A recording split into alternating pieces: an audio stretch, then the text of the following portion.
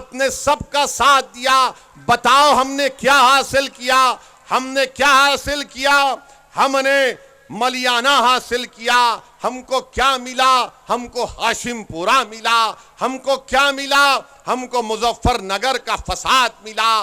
50,000 से जायद आबादी, हमारी मुल्क की आजादी के बाद 50,000 से जायद मुसलमानों को अपने घर से बेघर होना पड़ा। CAA का कानून पार्लियामेंट में आता है। पूछो समाजवादी पार्टी से, पूछो BSP के नेताओं से, पूछो कांग्रेस के बड़े बड़े लीडरों से, पार्लियामेंट का रिकॉर्ड उठाकर देखो कि उस कानून के खिलाफ अगर किसी ने मुदल्लल तरीके से संविधान को सामने रखकर, गांधी के पैगाम को सामने रखकर, अगर किसी ने मोदी के 300 MPओं के सामने CAA का कानून, मुसलमानों को स्टेटलेस बनाने का कानून बनाया जा रहा था, किसने बीजेपी के 300 MPओं के सामने कहा कि जिस तरह गांधी ने उस वक्त के सफेद फार्म हुकूमत के कानून को फाड़ा था, आज असदुद्दीन ओवैसी भारत के उन तमाम लोगों की तरफ से जो अम्बेडकर के संविधान को अपने दिल से लगाते हैं, मैं इस कानून को फाड़ता हूं। बीजेपी के 300 MP खड़े हो गए और कहा कि तुम कैसे फाड़ सकते हो? तो मैंने कहा यह कागज का टुकड़ा है, यह कानून नहीं है। ऐसे कोई कानून को हम नहीं मानते जो भारत के संविधान के खिलाफ जाता है। मजहब की बुनियाद पर तुम मुसलमानों को भारत की शरीयत से महरूम करना चाहते हो। तो हमने कानून को फाड़ा, एहतजाज किया। क्या किया समाजवादी पार्टी ने? क्या किया BSP ने? क्या किया कांग्रेस ने?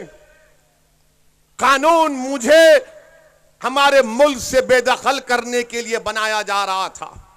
याद रखिए, अगर आप वो दिल फरेब सेकुलरिज्म की बातों में दोबारा अगर आपको फुसलाया जाएगा, याद रखो उत्तर प्रदेश के मुसलमानों, ये सेकुलरिज्म के नाम पर जिस तरह हम छोटे बच्चों को खिलौना देकर उनका दिल बहलाते हैं, पिछले 50 साल से मुसलमानों को सेकुलरिज्म की झूठे और दिल फरेब बातों पर हमारे पास एक खिलौने के तौर पर देकर हमको पीछे कर दिया गया।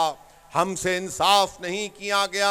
मेरे अजीज दोस्तों और बुजुर्गों, मजलिस कभी सेकुलरिज्म के खिलाफ नहीं थी, ना रहेगी। मजलिस सियासी सेकुलरिज्म के खिलाफ है। मजलिस उस सेकुलरिज्म के खिलाफ नहीं है जिसका जिक्र भारत के संविधान में किया गया, जिसका जिक्र भारत के प्रियम्बल में किया गया। हम उस सेकुलरिज्म को मानते हैं। ये जो सियासी सेकुलरिज्म समाजवादी पार्टी हो या BSP हो या कांग्रेस हो, ये सियासी सेकुलरिज्म मुसलमानों को डराने के लिए इस्तेमाल करती है, मुसलमानों को दबाने के लिए इस्तेमाल करती है, मुसलमानों को उनके हुकूक नहीं देने के लिए इस्तेमाल करती है। और फिर दूसरी जानिब BJP मुसलमानों का खौफ दिलाकर हमारे हिंदू भाइयों को हिंदू एकता के नाम पर मुत्तहिद करने का काम करती है। बताइए मेरे अजीज दोस्तों, चक्की के दोनों पार्ट में हम पीछे जा रहे हैं, मगर मैं आपसे कह रहा हूं कि अब हम पीछे नहीं जाएंगे। ये आपकी लड़ाई है, हिस्सेदारी की लड़ाई है। ये लड़ाई हमारे बुजुर्गों के ख्वाबों को पूरा करने की लड़ाई है। ये लड़ाई हमारी इज्जतदार माओं की आंखों में जो आंसू बहते रहते हैं, उन आंसुओं को पोंछने की, उन आंसुओं को रोकने की लड़ाई है। ये लड़ाई नौजवानों, तुम्हारे रोशन मुस्तकबिल की लड़ाई है। ये लड़ाई हम उन लोगों से कहना चाह रहे हैं जिनकी गोद में मासूम बच्चे हैं। ये लड़ाई उन मासूम बच्चों के मुस्तकबिल को अच्छा करने की लड़ाई है। हमने नाइंसाफियों का सामना किया, हमने पुलिस की गोलियों का सामना किया, जेलों को हमको डालकर हमको भर दिया गया, स्कूल से हमको महरूम कर दिया गया, अस्पताल और तिबी इमदाद से हमको महरूम कर दिया गया, दहशतगर्दी का इल्जाम हम पर लगा दिया गया, आतंकवादी का इल्जाम हम पर लगा दिया गया, हमसे वोट हासिल भी किए, हमारे घरों को जला दिया गया फसादात में, हमारी खबरों पर समाजवादी पार्टी ने अपना सियासी महल तामीर किया। बताओ मेरे गयूर नौजवानों, बताइए मेरे बुजुर्गों, हम कब तक इस्तेसाल का शिकार रहेंगे?